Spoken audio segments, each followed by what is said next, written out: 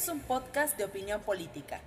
Aquí ofrecemos propuestas concretas a los problemas de la semana y anticipamos cuáles serán los nuevos en los próximos días. Somos Demolitics, consultoría parlamentaria. Hoy en el menú de la cena tenemos: de entrada, el domingo 6 de junio fueron las elecciones.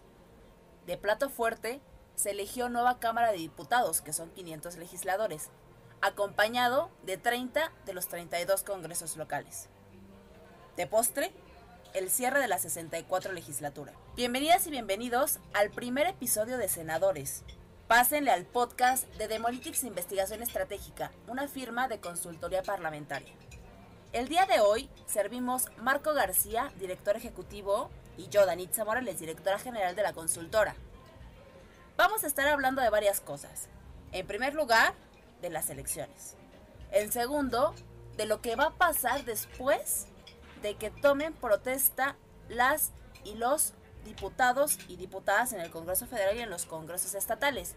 Y en tercer lugar, qué es lo que esperamos de los nuevos legisladores. Marco, ¿qué te parece si empiezas tú dándonos los pormenores de lo que sucedió en las elecciones pasadas? Hola Anitza, me da mucho gusto arrancar con este proyecto que yo espero que de la mano de nuestros oyentes pueda llegar muy lejos. Gusto en saludarte, gusto en saludar a toda nuestra audiencia. Y pues sí, como dices, el domingo fue la jornada electoral. Ya tenemos resultados electorales preliminares que, si bien no son definitivos, sí nos arrojan una luz de cómo puede quedar integrado el Congreso local, cómo pueden quedar integrados los congresos locales. Y de entrada lo que advertimos es que no hay cambios significativos. Morena y sus aliados van a conservar la mayoría absoluta. La oposición conserva unas cifras similares a las que obtuvo en 2018, avanza, pero no termina de concretar la mayoría absoluta que estaba buscando para poder poner sobre la mesa la discusión del presupuesto y a partir de ahí negociar los temas relevantes para el presidente López Obrador. Más bien, evita con sus números que la mayoría pueda obtener la mayoría calificada, que no tenía, debemos de decirlo, no la tenía, apenas la rozaba al cierre de la legislatura. Sí la llegó a tener en algún momento, pero hacia el cierre dejó de tenerla. Y yo diría que la oposición avanza, pero no obtiene el resultado que esperaba. Eso en el Congreso Federal. Y en los congresos locales el panorama es similar. La oposición no gana lo que quisiera, y en cambio Morena avanza. Morena avanza porque en el 2018 había obtenido 14 legislaturas locales y esta vez obtiene 19. Insistimos, falta todavía la asignación de diputaciones de representación proporcional, pero con la información que tenemos ahora ya podemos advertir que al menos en el ámbito legislativo Morena está avanzando.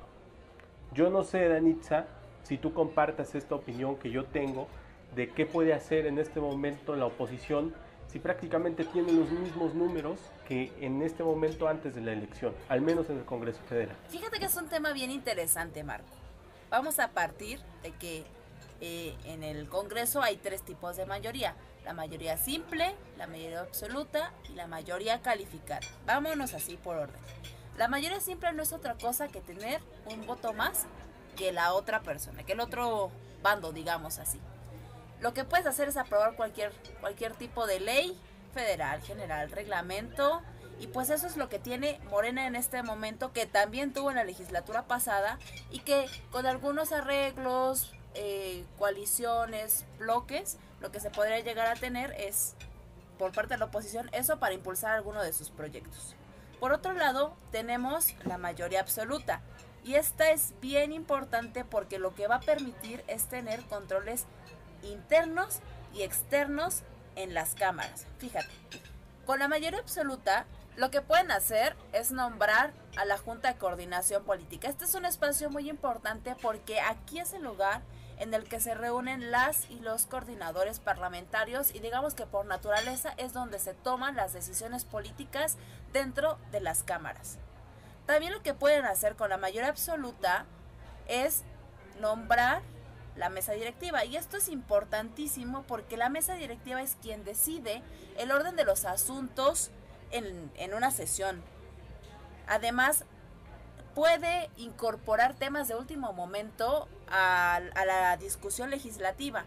Otra cosa que hace es turnar las iniciativas a las comisiones que considere que se van a desahogar más rápido. Así que supongamos que si yo quiero destrabar o trabar un tema, particularmente lo mando a una comisión donde tengo apoyo o no tengo apoyo, y entonces se le va a dar celeridad o se le puede poner incluso trabas para que no se vaya al siguiente paso de la discusión legislativa. Y lo último que hace, que es justamente un tema muy importante al interior y que controla muchísimo, es la asignación de los recursos. Porque aquí es cuando mides cuál va a ser el grado de cohesión que puedes tener en el tema de los dineros de manera interna, pero también en las cuestiones de los recursos humanos. Otra cosa que puede hacer la mayoría absoluta son las modificaciones a la Constitución. Y aquí es donde podría entrar el tema de la desaparición del INE, que ha sido pan de todos los días del presidente.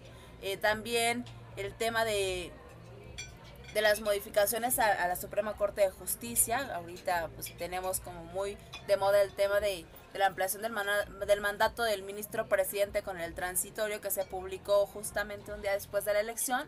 También lo que hace es ratificar a los secretarios y secretarias de Estado y a la Fiscalía General.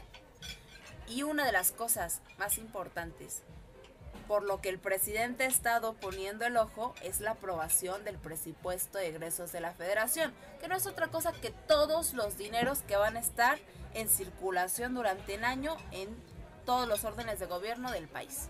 Oye, Anitza, si lo que estás diciendo es que cuando un partido o un bloque alcance el 50% más uno, va a tener la Junta de Coordinación Política, va a tener la mesa directiva, va a decidir qué se vota, cuándo se vota, cómo se vota y a qué hora se vota.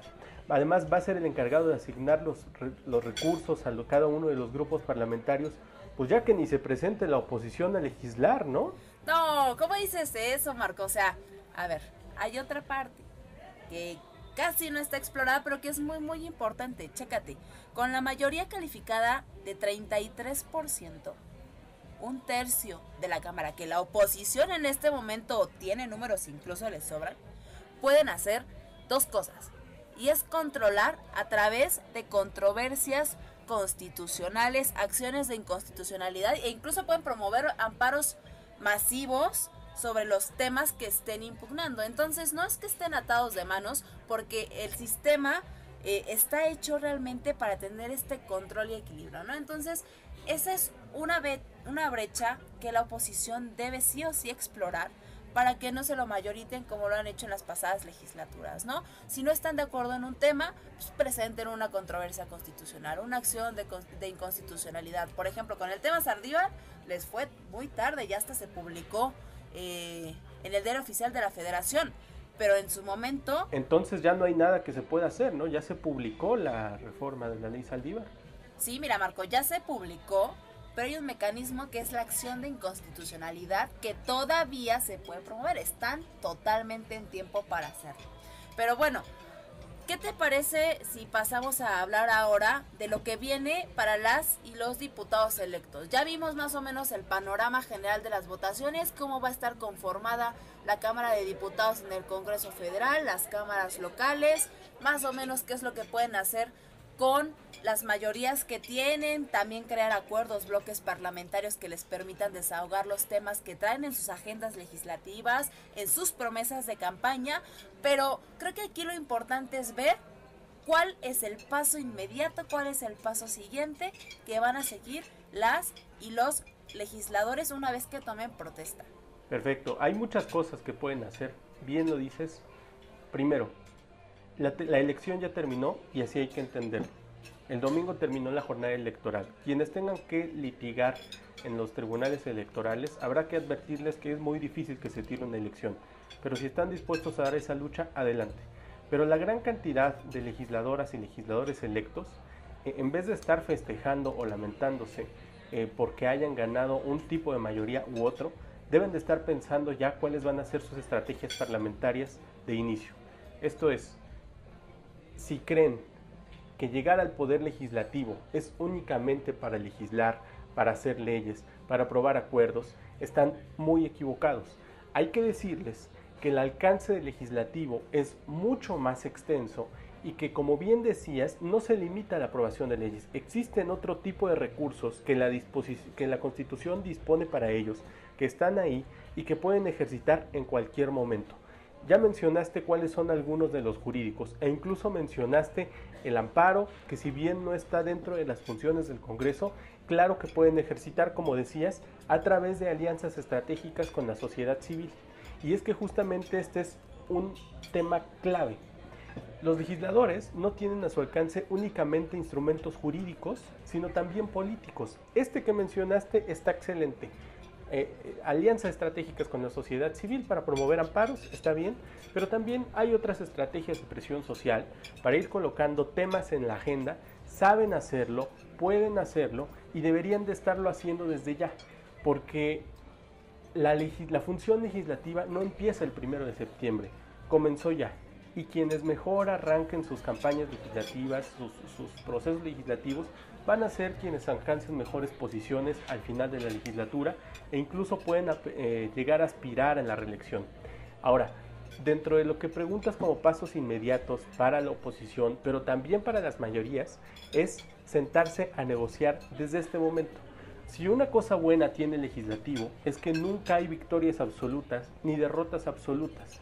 Y es que en este momento van a tener que negociar todos con todos quiénes van a ser las personas titulares de órganos clave como la Secretaría General, la Secretaría de Servicios Parlamentarios, qué tipo de perfiles técnicos van a promover en las comisiones, en los comités, en los institutos y centros de investigación que tiene la propia Cámara de Diputados, que al final del día sí te pueden nutrir de información valiosa o apoyar en cuestiones coyunturales cuando se van a discutir iniciativas decisivas, no solamente para tu agenda, sino incluso para la propia agenda del presidente López Obrador, sea en el bando en el que estés. De modo que si tú quieres darle celeridad a una iniciativa, como bien dijiste, Anitza, vas a recibirla de la mesa directiva. ¿Qué vas a hacer tú con ella? Entonces, desde este momento, ya tienes que estar pensando qué comisiones vas a buscar integrar. Para esto, tienes que acercarte desde ya con la persona que se vaya a perfilar para ser tu coordinador parlamentario. El PAN ya dejó entrever que podría ser Santiago Krill en la nueva legislatura. Morena muy probablemente vaya a ser Ignacio Mier, quien es el actual coordinador parlamentario en San Lázaro y que aspiró por la reelección legislativa, lo consiguió. Entonces ellos dos al menos se perfilan como, valga la redundancia, como perfiles que van a poder tejer estas alianzas para que las y los legisladores que acaban de ser electos se acerquen con ellos y les soliciten. Hay 3 cargos que pueden aspirar dentro de una comisión, ya sea la presidencia, una secretaría o simplemente ser integrante. Lo que nos dice el reglamento de la Cámara de Diputados es que tú puedes pertenecer hasta a 3 comisiones simultáneamente. Bueno, si ya sabemos eso, busquemos que una de ellas sea una presidencia. ¿Por qué? Porque la presidencia a ti te da acceso a solicitar la información al presidente de la República o a la oficina del presidente para que te dé información clave de la materia de tu comisión. Y una vez con ella, puedes tomar decisiones estratégicas que favorezcan tu agenda legislativa, ya sea personal o de tu grupo parlamentario. Entonces, la presidencia de la comisión es un puesto clave siempre, independientemente de la comisión que sea. No hay comisiones más importantes que otras, simplemente hay momentos estratégicos en los que una comisión adquiere más foco nacional. Sin embargo, eso no significa que aquellas comisiones por las que nadie aspira no puedan llegar a ser relevantes. Si a lo mejor pensamos en que la comisión de zona metropolitana pudiera no ser del todo llamativo, si pensamos en que hubiera algún momento de contingencia, en ese momento estarán los reflectores ahí en esa comisión y entonces el haber elegido pertenecer a ella sí habrá sido una decisión estratégica. Entonces, una es la presidencia de la comisión, otra es la secretaría de la comisión, que también incide en el rumbo que toman las sesiones de las comisiones ordinarias, y eso también terminará afectando si una iniciativa pasa al pleno a votación o no pasa al pleno. Tienen una influencia significativa en cómo llevan el transcurso de las sesiones de las comisiones. Y finalmente, como integrante, para también poder incidir, saber de antemano cuáles son los temas que van a estar ahí en el foco de la opinión pública y poderse anticipar planeando diversas estrategias de posicionamiento. respondiendo en concreto a tu pregunta, ¿qué es lo que tienen que hacer? Ir negociando órganos administrativos que pudieran parecer no relevantes para las personas que se van integrando apenas al trabajo legislativo, pero para aquellos que están ahí saben perfectamente cuál es su valor estratégico, y también ir pensando en qué comisiones buscarán presidir o secretariar o simplemente integrar, pero estar ahí. Bueno, Marco, los platos están servidos, están sobre la mesa. Tenemos una nueva Cámara de Diputados, tenemos 32 congresos locales nuevos y pues con esto me gustaría cerrar.